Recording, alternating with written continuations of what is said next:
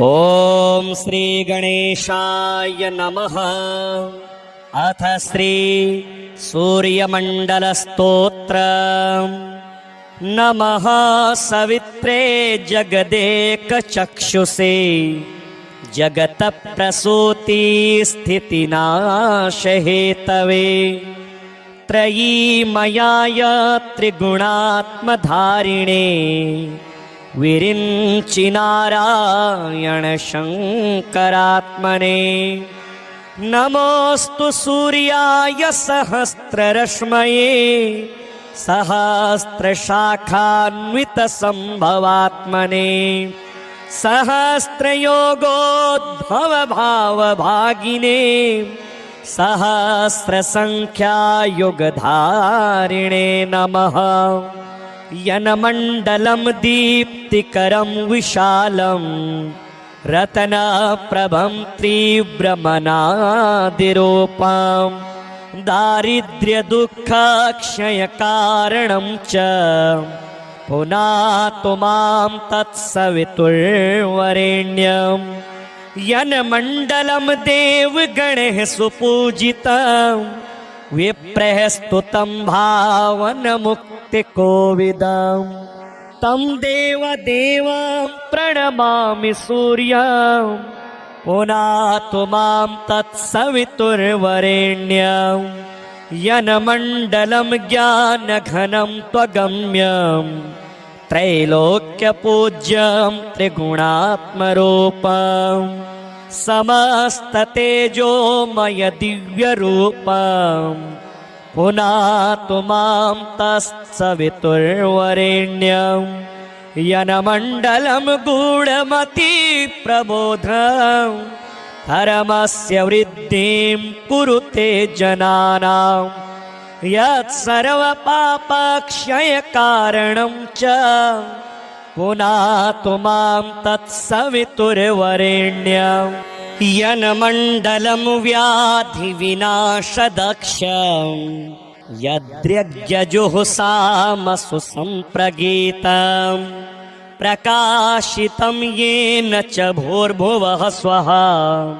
पुनातु मां तत्सवितुर्वरेण्यं।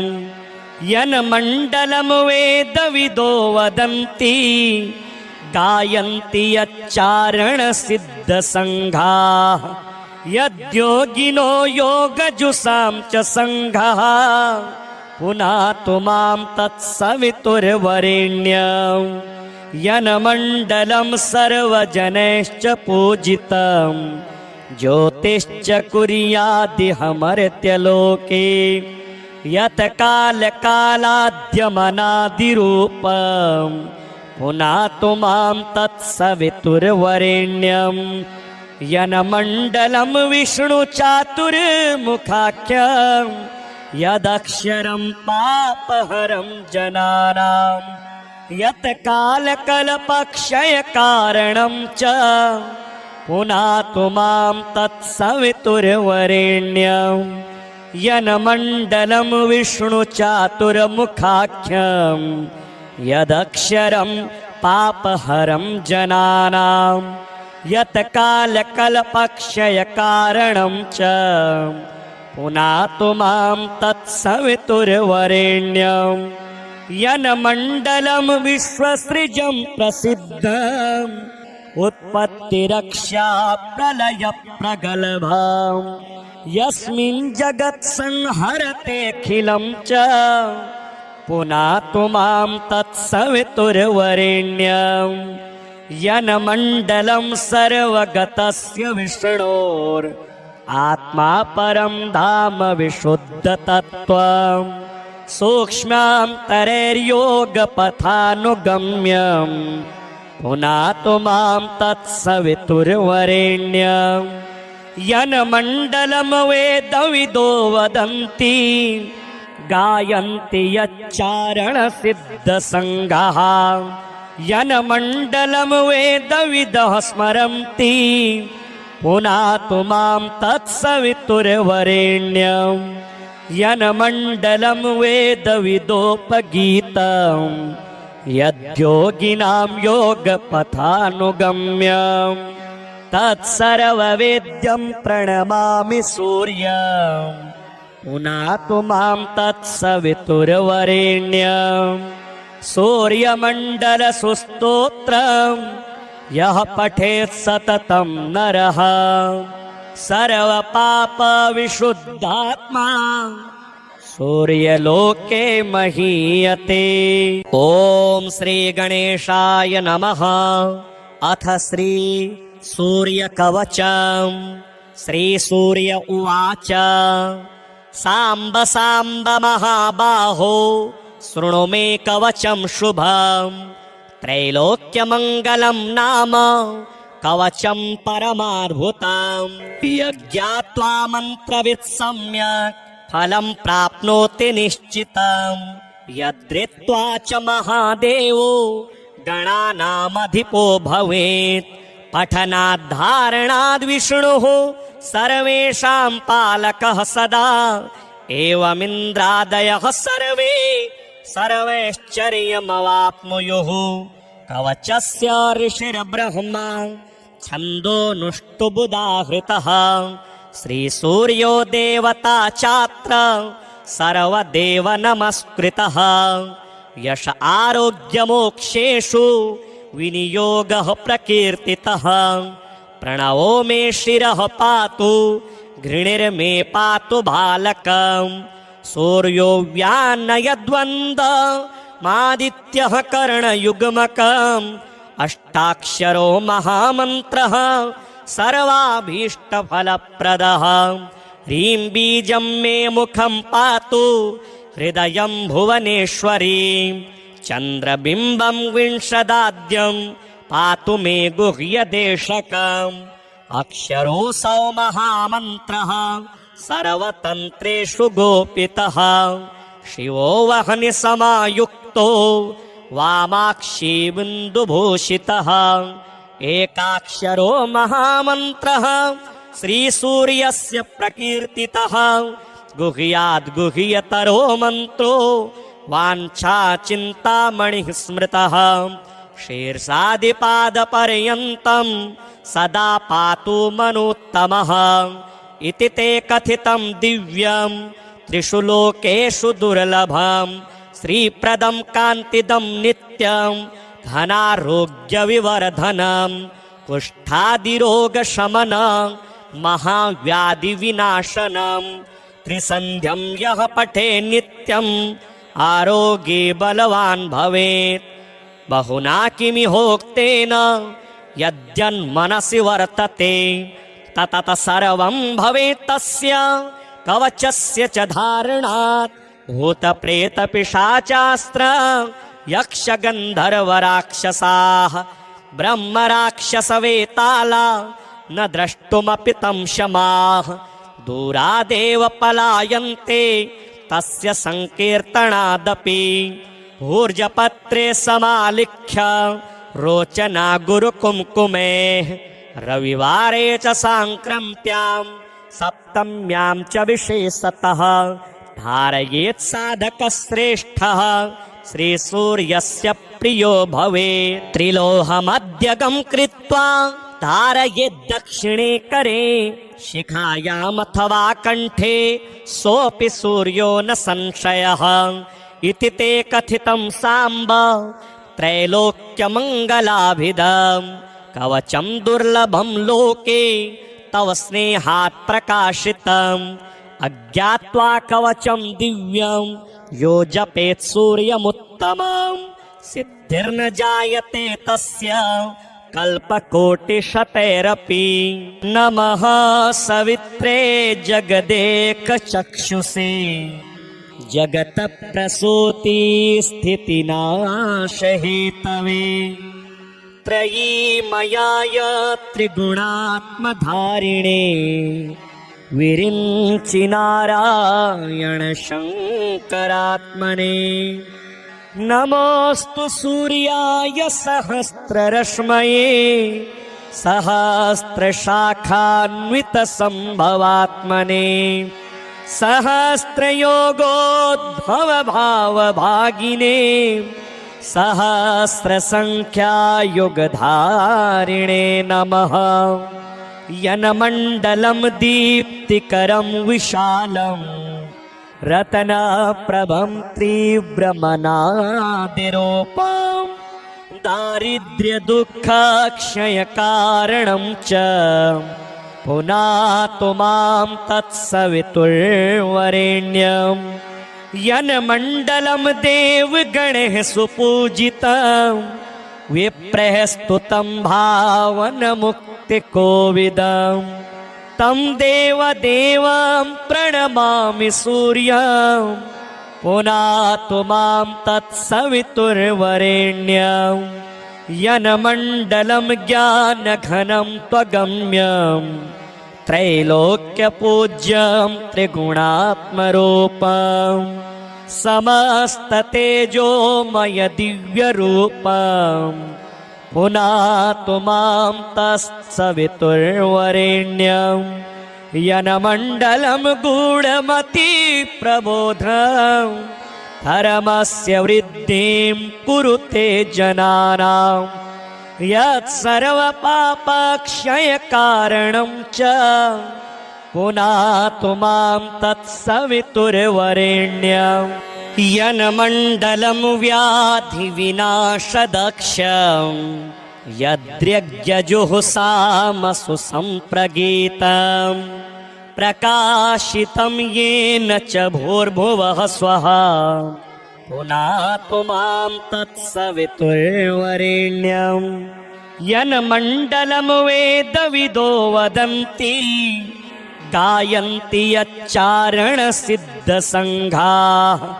यद्योगिनो योगजुषां च सङ्घाः पुनातु मां तत्सवितुर्वरेण्यं यन्मण्डलं सर्वजनैश्च पूजितं ज्योतिश्च कुर्यादिहमर्त्यलोके यत् कालकालाद्यमनादिरूपं पुनातु मां तत्सवितुर्वरेण्यं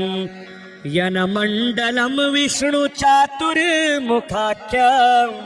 यदक्षरं पापहरं जनानां यत् कालकल्पक्षयकारणं च पुनातु मां तत्सवितुर्वरेण्यं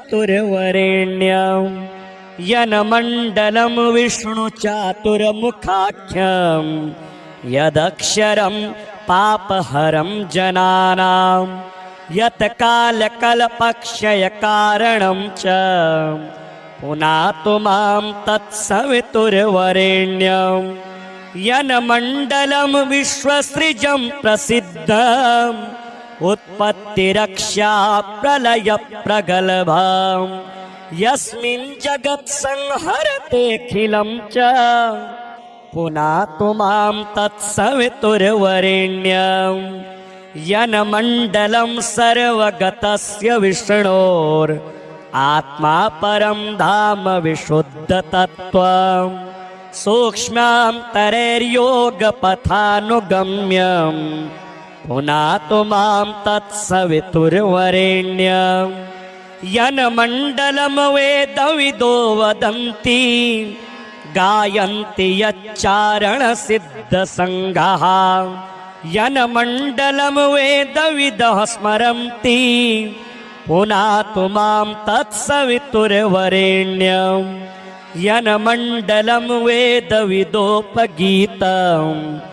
यद्योगिनां योगपथानुगम्यं तत्सर्ववेद्यं प्रणमामि सूर्यं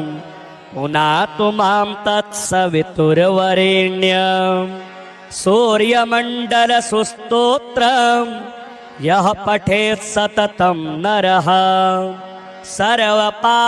सर्वपापविशुद्धात्मा सूर्यलोके महीयते। साम्ब साम्ब महाबाहो शृणु मे कवचं शुभं त्रैलोक्यमङ्गलं नाम कवचं परमाद्भुतं यज्ञात्वा मन्त्रवित् सम्यक् फलं प्राप्नोति निश्चितं यद्धृत्वा च महादेवो गणानामधिपो भवेत् पठनाद्धारणाद् विष्णुः सर्वेषां पालकः सदा एवमिन्द्रादयः सर्वे सर्वैश्चर्यमवाप्नुयुः कवचस्य ऋषिर्ब्रह्मा छन्दोनुष्टुबुदाहृतः श्रीसूर्यो देवता चात्र सर्वदेव नमस्कृतः यश आरोग्यमोक्षेषु विनियोगः प्रकीर्तितः प्रणवो मे शिरः पातु घृणिर्मे पातु बालकम् सूर्यो व्यानयद्वन्द्वमादित्यः कर्णयुग्मकम् अष्टाक्षरो महामन्त्रः सर्वाभीष्टफलप्रदः ह्रीं बीजं मे मुखं पातु हृदयं भुवनेश्वरी चन्द्रबिम्बं विंशदाद्यं पातु मे गुह्यदेशकम् अक्षरोऽसौ महामन्त्रः सर्वतन्त्रेषु गोपितः शिवो वह्निसमायुक्तो वामाक्षी बिन्दुभूषितः एकाक्षरो महामन्त्रः श्रीसूर्यस्य प्रकीर्तितः गुह्याद्गुह्यतरो मन्त्रो वाञ्छाचिन्तामणिः स्मृतः शीर्षादिपादपर्यन्तं सदा पातु मनुत्तमः इति ते कथितं दिव्यं त्रिषु लोकेषु दुर्लभं श्रीप्रदं कान्तिदं नित्यं धनारोग्यविवर्धनं कुष्ठादिरोगशमनं महाव्याधिविनाशनं त्रिसन्ध्यं यः पठे नित्यम् आरोग्ये बलवान् भवेत् बहुना किमिहोक्तेन यद्यन्मनसि वर्तते ततत सर्वं भवेत् तस्य कवचस्य च धारणात् भूतप्रेतपिशाचास्त्र यक्षगन्धर्वराक्षसाः ब्रह्मराक्षसवेताला न द्रष्टुमपि तं शमाः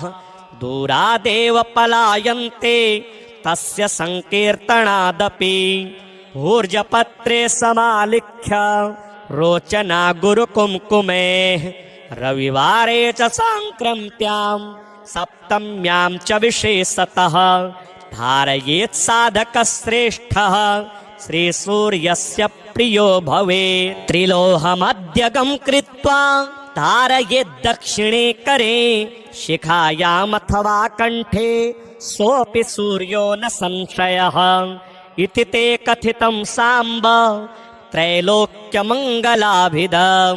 कवचं दुर्लभं लोके तव स्नेहात् प्रकाशितम्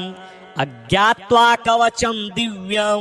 यो जपेत् सूर्यमुत्तमं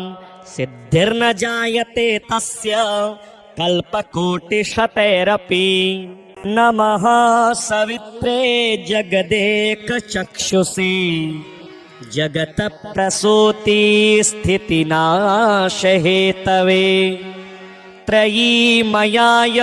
त्रिगुणात्मधारिणे विरिञ्चिनारायण शङ्करात्मने नमोऽस्तु सूर्याय सहस्ररश्मये सहस्रशाखान्वितसम्भवात्मने सहस्रयोगोद्भवभावभागिने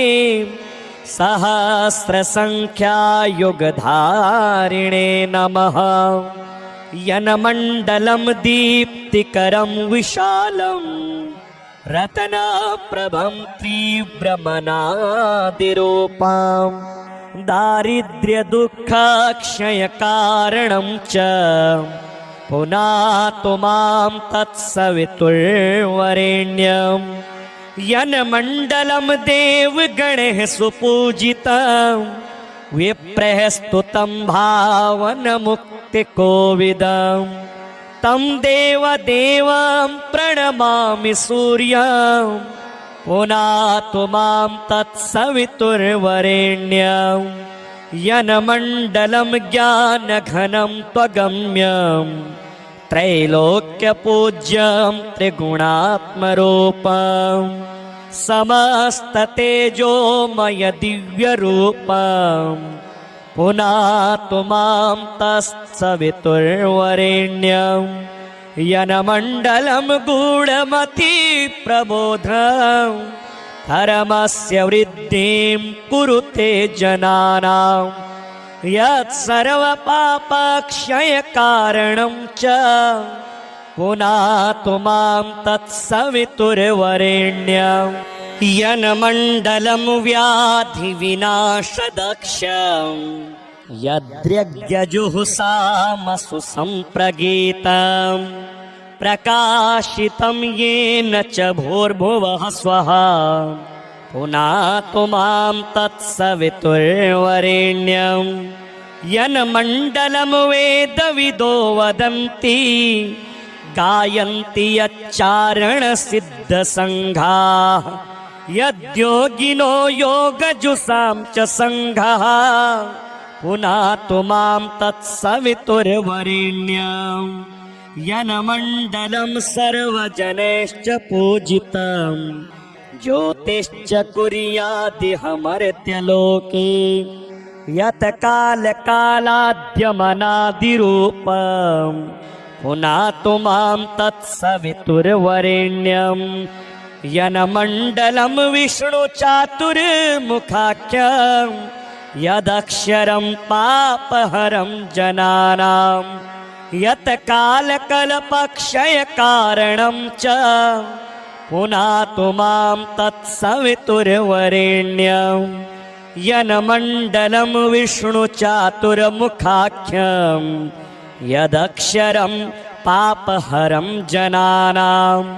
यत् कालकल्पक्षयकारणं च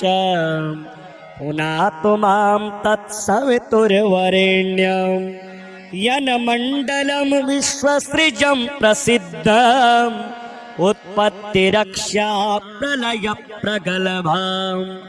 यस्मिन् जगत्संहरतेऽखिलं च पुनातु मां तत्सवितुर्वरेण्यं यन्मण्डलं सर्वगतस्य विष्णोर् आत्मा परं धाम विशुद्धतत्त्वं सूक्ष्मान्तरैर्योगपथानुगम्यं पुनातु मां तत्सवितुर्वरेण्यं यन्मण्डलं वेदविदो वदन्ति गायन्ति यच्चारणसिद्धसङ्घाः यन्मण्डलं वेदविदः स्मरन्ति पुनातु मां तत्सवितुर्वरेण्यं यन्मण्डलं वेदविदोपगीतं यद्योगिनां योगपथानुगम्यं तत्सर्ववेद्यं प्रणमामि सूर्यं पुनातु मां तत्सवितुर्वरेण्यं सूर्यमण्डलसुस्तोत्रं यः पठेत् सततं नरः सर्वपापविशुद्धात्मा सूर्यलोके महीयते साम्ब साम्ब महाबाहो शृणु मे कवचं शुभं त्रैलोक्यमङ्गलं नाम कवचं परमाद्भुतं यज्ञात्वा मन्त्रवित् सम्यक् फलं प्राप्नोति निश्चितं यद्धृत्वा च महादेवो गणानामधिपो भवेत् पठनाद्धारणाद् विष्णुः सर्वेषां पालकः सदा एवमिन्द्रादयः सर्वे सर्वैश्चर्यमवाप्नुयुः कवचस्य ऋषिर्ब्रह्मा छन्दोनुष्टुबुदाहृतः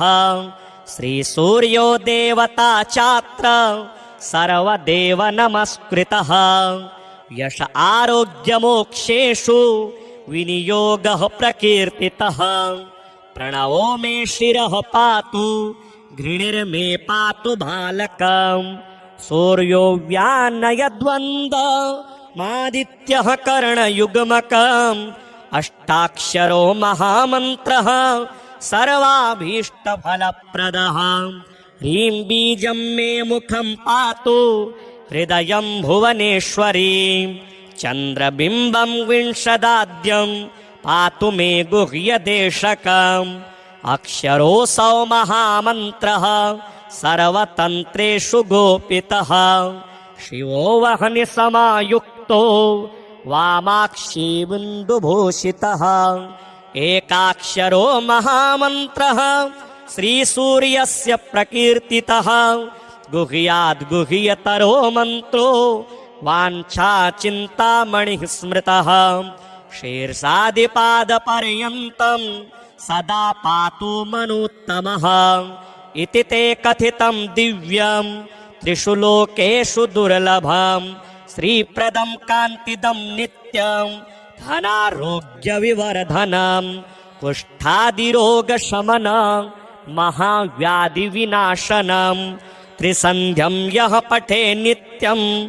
आरोग्ये बलवान् भवेत् बहुना किमिहोक्तेन यद्यन्मनसि वर्तते ततत सर्वं भवेत् तस्य कवचस्य च धारणात् भूतप्रेतपिशाचास्त्र यक्षगन्धर्वराक्षसाः ब्रह्मराक्षसवेताला न द्रष्टुमपि तं शमाः दूरादेव पलायन्ते तस्य संकीर्तनादपि ऊर्जपत्रे समालिख्य रोचना गुरुकुङ्कुमेः रविवारे च साङ्क्रान्त्यां सप्तम्यां च विशेषतः धारयेत् साधकश्रेष्ठः श्रीसूर्यस्य प्रियो भवेत् त्रिलोहमध्यगं कृत्वा धारयेत् दक्षिणे करे शिखायामथवा कण्ठे सोऽपि सूर्यो न संशयः इति ते कथितं साम्ब त्रैलोक्यमङ्गलाभिधं कवचं दुर्लभं लोके तव स्नेहात् प्रकाशितम् अज्ञात्वा कवचं दिव्यं यो जपेत् सूर्यमुत्तमं सिद्धिर्न जायते तस्य कल्पकोटिशतैरपि नमः सवित्रे जगदेकचक्षुषे जगतप्रसूति स्थितिनाशहेतवे त्रयीमयाय त्रिगुणात्मधारिणे विरिञ्चिनारायण शङ्करात्मने नमोऽस्तु सूर्याय सहस्ररश्मये सहस्रशाखान्वितसम्भवात्मने सहस्रयोगोद्भवभावभागिने सहस्रसङ्ख्यायुगधारिणे नमः यनमण्डलं दीप्तिकरं विशालं रत्नप्रभं तीव्रमनादिरूपं दारिद्र्यदुःखक्षयकारणं च पुनातु मां तत्सवितुर्वरेण्यं यन्मण्डलं देवगणैः सुपूजितं विप्रैः स्तुतं भावनमुक्तिकोविदं तं देवदेवं प्रणमामि सूर्यं पुनातु मां तत्सवितुर्वरेण्यं यन्मण्डलं ज्ञानघनं त्वगम्यं त्रैलोक्यपूज्यं त्रिगुणात्मरूपं समस्ततेजोमय दिव्यरूपं पुनातु मां तत्सवितुर्वरेण्यं यन्मण्डलं गूढमतिप्रबोधं धर्मस्य वृद्धिं कुरुते जनानां यत्सर्वपापक्षयकारणं च पुनातु मां तत्सवितुर्वरेण्यं यन्मण्डलं व्याधिविनाशदक्षं यद्यज्ञजुहुसामसु सम्प्रगीतं प्रकाशितं येन च भूर्भुवः स्वः पुनातु मां तत्सवितुर्वरेण्यं यन्मण्डलं वेदविदो वदन्ति गायन्ति यच्चारणसिद्धसङ्घाः यद्योगिनो योगजुषां च सङ्घः पुनातु मां तत्सवितुर्वरेण्यं यन्मण्डलं सर्वजनैश्च पूजितं ज्योतिश्च कुर्यादिहमर्त्यलोके यत् कालकालाद्यमनादिरूपम् पुनातु मां तत्सवितुर्वरेण्यं यन्मण्डलं विष्णुचातुर्मुखाख्यं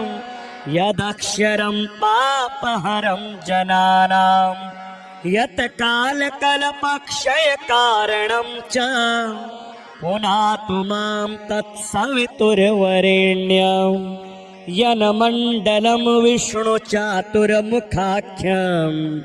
यदक्षरं पापहरं जनानां यत् कालकल्पक्षयकारणं च पुनातु मां तत्सवितुर्वरेण्यं यन्मण्डलं विश्वसृजं प्रसिद्धम्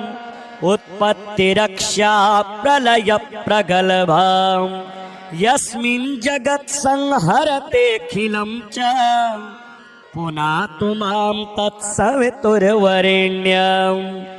यन्मण्डलं सर्वगतस्य विष्णोर् आत्मा परं धाम विशुद्धतत्त्वं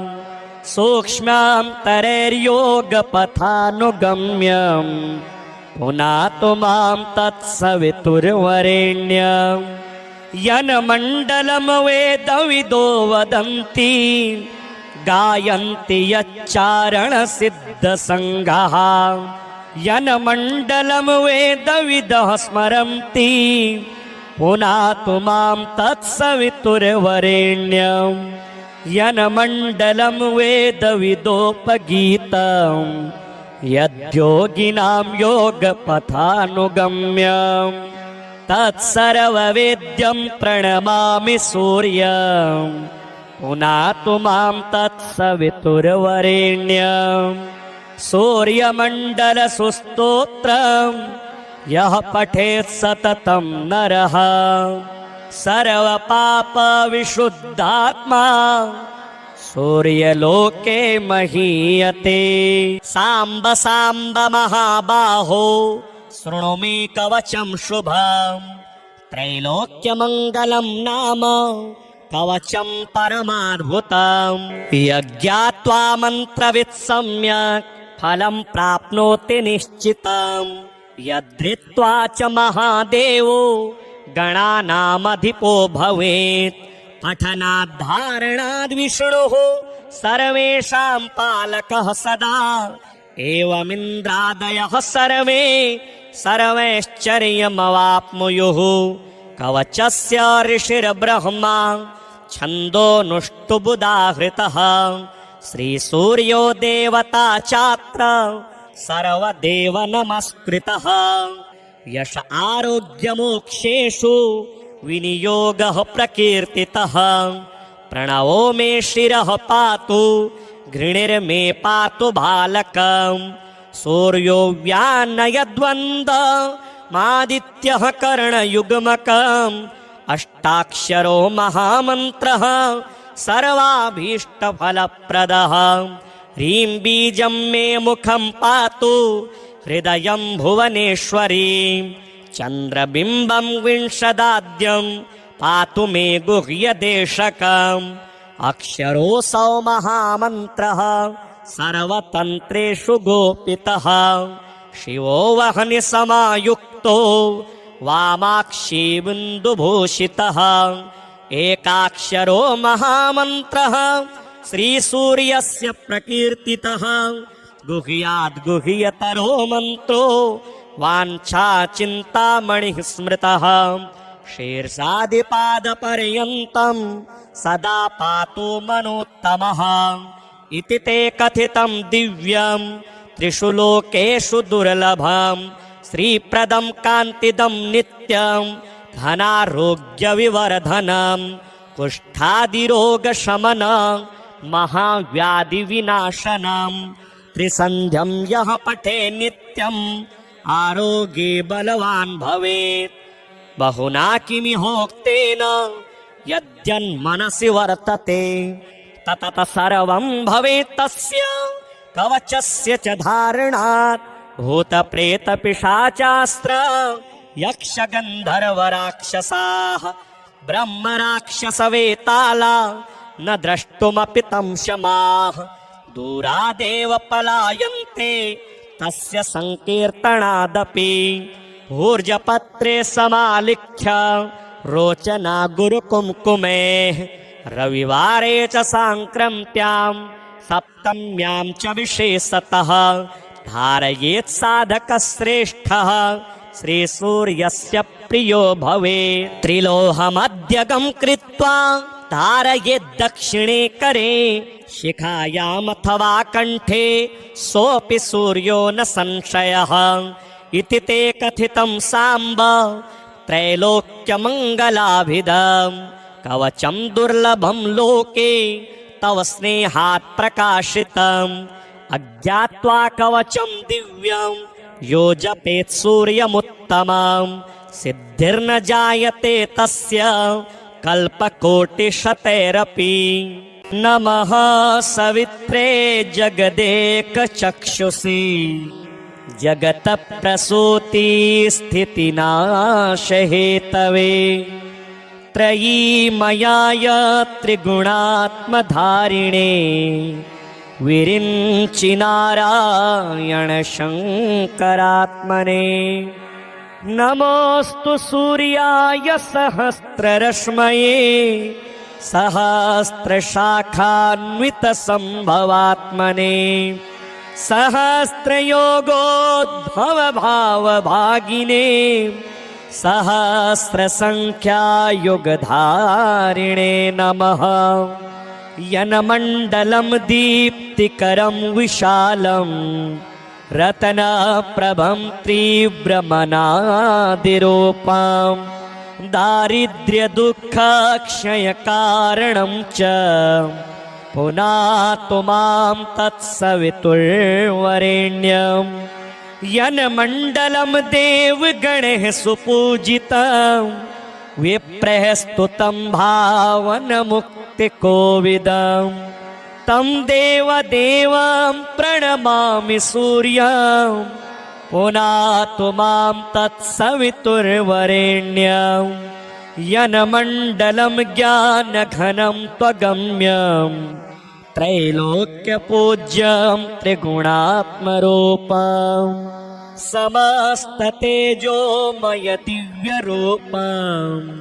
पुनातु मां तत्सवितुर्वरेण्यं यन्मण्डलं गूढमति प्रबोधं धर्मस्य वृद्धिं कुरुते जनानां यत्सर्वपापक्षयकारणं च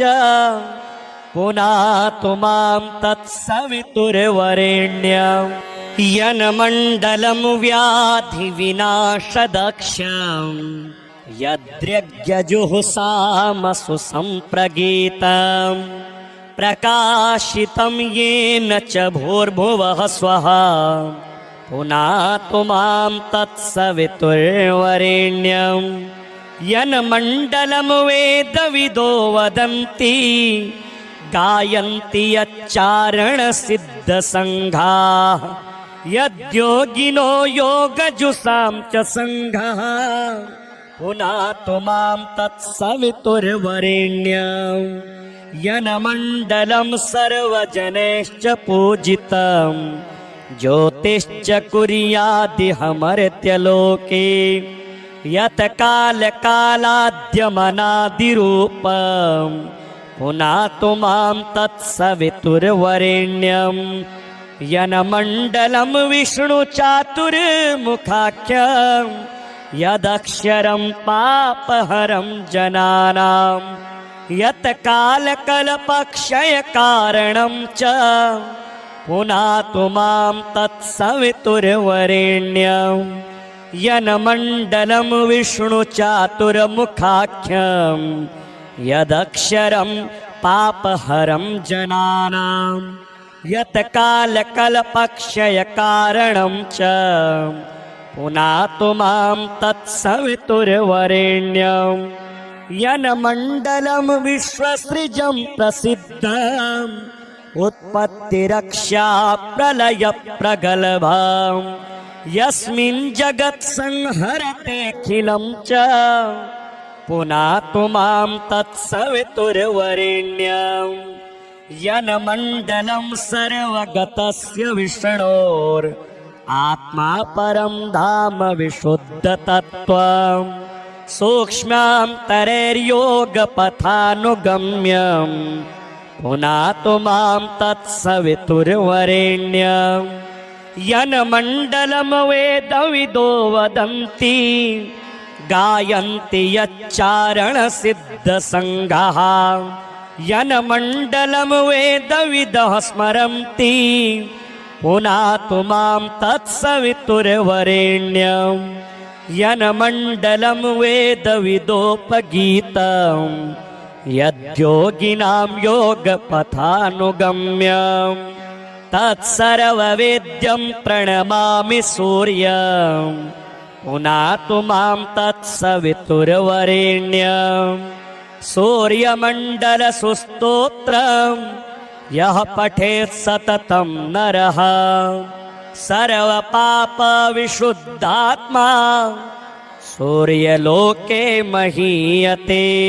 साम्ब साम्ब महाबाहो शृणु मे कवचं शुभम् त्रैलोक्यमङ्गलं नाम कवचं परमाद्भुतम् यज्ञात्वा मन्त्रवित् सम्यक् फलं प्राप्नोति निश्चितम् यद्रित्वा च महादेवो गणानामधिपो भवेत् पठनाद्धारणाद् विष्णुः सर्वेषां पालकः सदा एवमिन्द्रादयः सर्वे सर्वैश्चर्यमवाप्नुयुः कवचस्य ऋषिर्ब्रह्मा छन्दोनुष्टुबुदाहृतः श्रीसूर्यो देवता चात्र सर्वदेव नमस्कृतः यश आरोग्यमोक्षेषु विनियोगः प्रकीर्तितः प्रणवो मे शिरः पातु घृणिर्मे पातु बालकम् सूर्यो व्यानयद्वन्द्वमादित्यः कर्णयुग्मकम् अष्टाक्षरो महामन्त्रः सर्वाभीष्टफलप्रदः ह्रीं बीजं मे मुखं पातु हृदयं भुवनेश्वरी चन्द्रबिम्बं विंशदाद्यं पातु मे गुह्यदेशकम् अक्षरोऽसौ महामन्त्रः सर्वतन्त्रेषु गोपितः शिवो वह्नि समायुक्तो वामाक्षी बिन्दुभूषितः एकाक्षरो महामन्त्रः श्रीसूर्यस्य प्रकीर्तितः गुह्याद् गुह्यतरो मन्त्रो वाञ्छाचिन्तामणिः स्मृतः शीर्षादिपादपर्यन्तं सदा पातु मनुत्तमः इति ते कथितं दिव्यं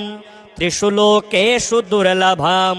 श्रीप्रदं कान्तिदं नित्यं धनारोग्यविवर्धनं कुष्ठादिरोगशमनं महाव्याधिविनाशनं त्रिसन्ध्यं यः पठे नित्यम् आरोग्ये बलवान् भवेत् बहुना किमिहोक्तेन यद्यन्मनसि वर्तते ततः सर्वं भवेत् तस्य कवचस्य च धारणात् भूतप्रेतपिशाचास्त्र यक्षगन्धर्वराक्षसाः ब्रह्मराक्षसवेताला न द्रष्टुमपि तं शमाः दूरादेव पलायन्ते तस्य संकीर्तनादपि ऊर्जपत्रे समालिख्य रोचना गुरुकुङ्कुमेः रविवारे च साङ्क्रान्त्यां सप्तम्यां च विशेषतः धारयेत् साधकश्रेष्ठः श्रीसूर्यस्य प्रियो भवेत् त्रिलोहमध्यगं कृत्वा धारयेत् दक्षिणे करे शिखायामथवा कण्ठे सोऽपि सूर्यो न संशयः इति ते कथितं साम्ब त्रैलोक्यमङ्गलाभिधम् कवचं दुर्लभं लोके तव स्नेहात् प्रकाशितम् अज्ञात्वा कवचं दिव्यं यो जपेत् सूर्यमुत्तमं सिद्धिर्न जायते तस्य कल्पकोटिशतैरपि नमः सवित्रे जगदेकचक्षुषे जगतप्रसूति स्थितिनाशहेतवे त्रयीमयाय त्रिगुणात्मधारिणे विरिञ्चिनारायण शङ्करात्मने नमोऽस्तु सूर्याय सहस्ररश्मये सहस्रशाखान्वितसम्भवात्मने सहस्रयोगोद्भवभावभागिने सहस्रसङ्ख्यायुगधारिणे नमः यन्मण्डलं दीप्तिकरं विशालं रत्नप्रभं तीव्रमनादिरूपं दारिद्र्यदुःखक्षयकारणं च पुनातु मां तत्सवितुर्वरेण्यं यन्मण्डलं देवगणैः सुपूजितं विप्रैः स्तुतं भावनमुक्तिकोविदं तं देवदेवं प्रणमामि सूर्यं पुनातु मां तत्सवितुर्वरेण्यं यन्मण्डलं ज्ञानघनं त्वगम्यं त्रैलोक्यपूज्यं त्रिगुणात्मरूपं समस्ततेजोमय दिव्यरूपं पुनातु मां तत्सवितुर्वरेण्यं यन्मण्डलं गूढमतिप्रबोधं धर्मस्य वृद्धिं कुरुते जनानां यत्सर्वपापक्षयकारणं च पुनातु मां तत्सवितुर्वरेण्यं यन्मण्डलं व्याधिविनाशदक्षं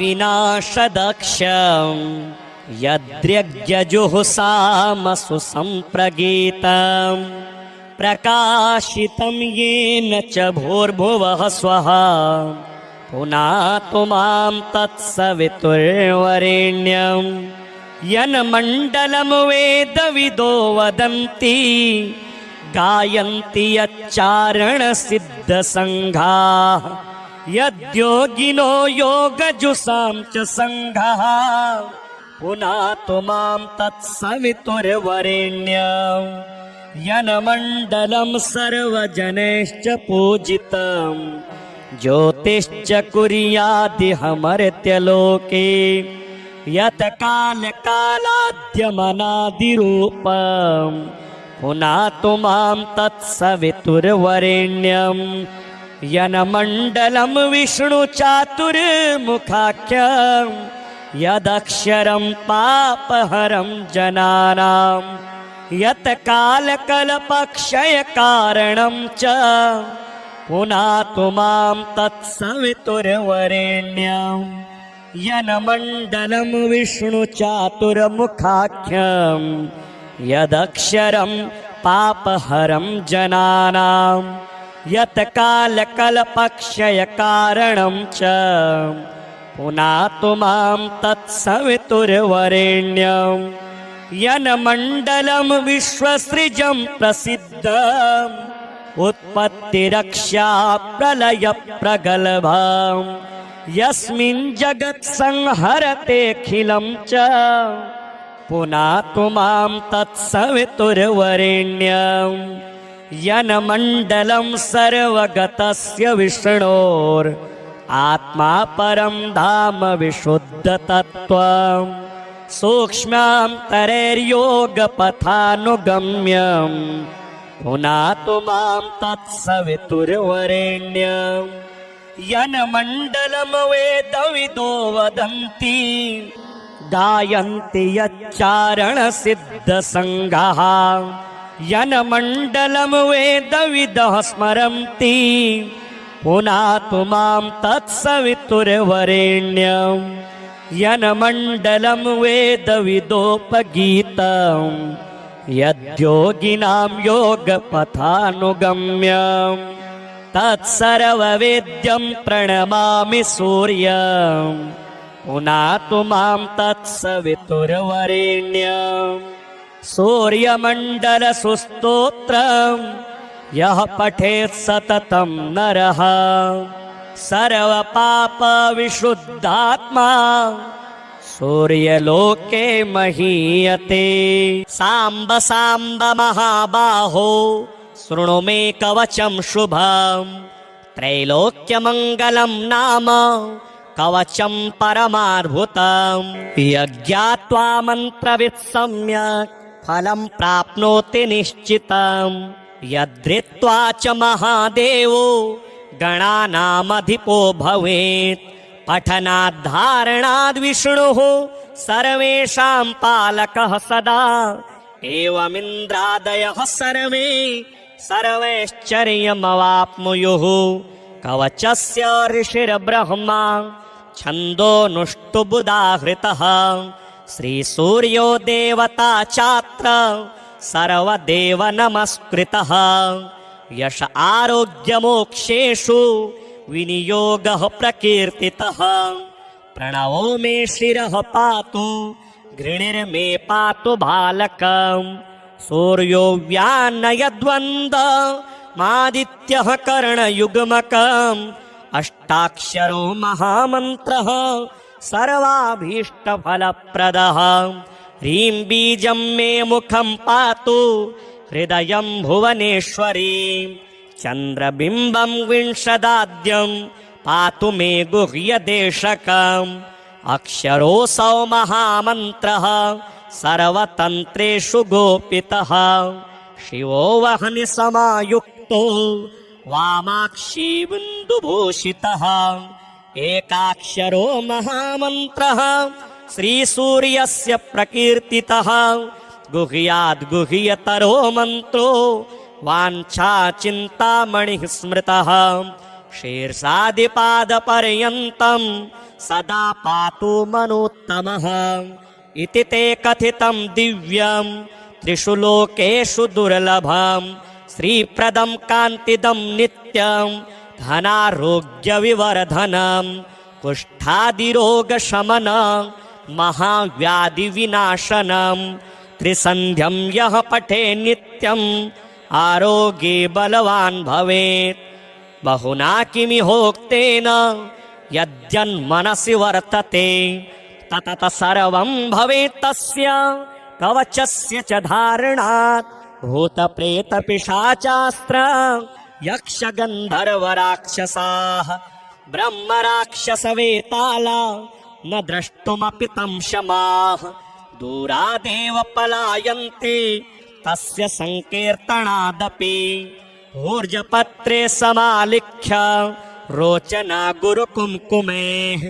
रविवारे च साङ्क्रान्त्यां सप्तम्यां च विशेषतः धारयेत् साधकश्रेष्ठः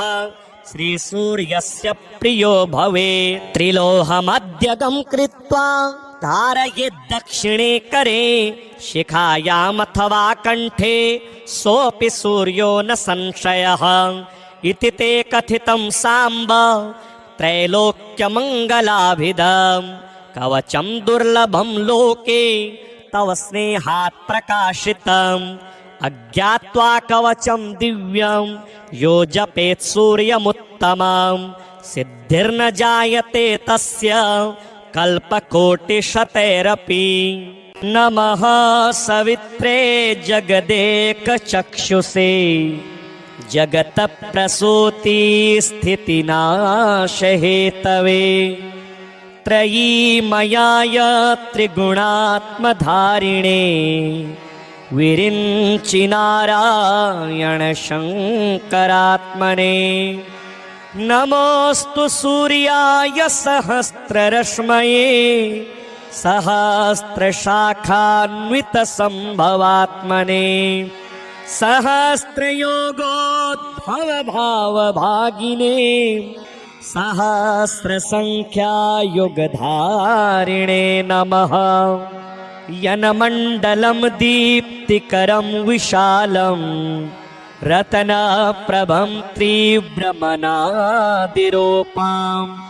दारिद्र्यदुःखक्षयकारणं च पुनातु मां तत्सवितुर्वरेण्यं यन्मण्डलं देवगणैः सुपूजितं विप्रैः स्तुतं भावनमुक्तिकोविदं तं देवदेवं प्रणमामि सूर्यं पुनातु मां तत्सवितुर्वरेण्यं यन्मण्डलं ज्ञानघनं त्वगम्यं त्रैलोक्यपूज्यं त्रिगुणात्मरूपं समस्ततेजोमय दिव्यरूपं पुनातु मां तत्सवितुर्वरेण्यं यन्मण्डलं गूढमति प्रबोधं धर्मस्य वृद्धिं कुरुते जनानां यत्सर्वपापक्षयकारणं च पुनातु मां तत्सवितुर्वरेण्यं यन्मण्डलं व्याधिविनाशदक्षं यद्यज्ञजुहुसामसु सम्प्रगीतं प्रकाशितं येन च भूर्भुवः स्वः पुनातु मां तत्सवितुर्वरेण्यं यन्मण्डलं वेदविदो वदन्ति गायन्ति यच्चारणसिद्धसङ्घाः यद्योगिनो योगजुषां च सङ्घः पुनातु मां तत्सवितुर्वरेण्यं यन्मण्डलं सर्वजनैश्च पूजितं ज्योतिश्च कुर्यादिहमर्त्यलोके यत् कालकालाद्यमनादिरूपं पुनातु मां तत्सवितुर्वरेण्यं यन्मण्डलं विष्णुचातुर्मुखाख्यं यदक्षरं पापहरं जनानां यत् कालकल्पक्षयकारणं च पुनातु मां तत्सवितुर्वरेण्यं यन्मण्डलं विष्णुचातुर्मुखाख्यं यदक्षरं पापहरं जनानां यत् कालकल्पक्षयकारणं च पुनातु मां तत्सवितुर्वरेण्यं यन्मण्डलं विश्वसृजं प्रसिद्धम् उत्पत्तिरक्षा प्रलयप्रगल्भं यस्मिन् जगत्संहरतेऽखिलं च पुनातु मां तत्सवितुर्वरेण्यं यन्मण्डलं सर्वगतस्य विष्णोर् आत्मा परं धाम विशुद्धतत्त्वं सूक्ष्मान्तरैर्योगपथानुगम्यं पुनातु मां तत्सवितुर्वरेण्यं यन्मण्डलं वेदविदो वदन्ति गायन्ति यच्चारणसिद्धसङ्घः यन्मण्डलं वेदविदः स्मरन्ति पुनातु मां तत्सवितुर्वरेण्यं यन्मण्डलं वेदविदोपगीतं यद्योगिनां योगपथानुगम्यं तत्सर्ववेद्यं प्रणमामि सूर्यं पुनातु मां तत्सवितुर्वरेण्यं सूर्यमण्डलसुस्तोत्रं यः पठेत् सततं नरः सर्वपापविशुद्धात्मा सूर्यलोके महीयते।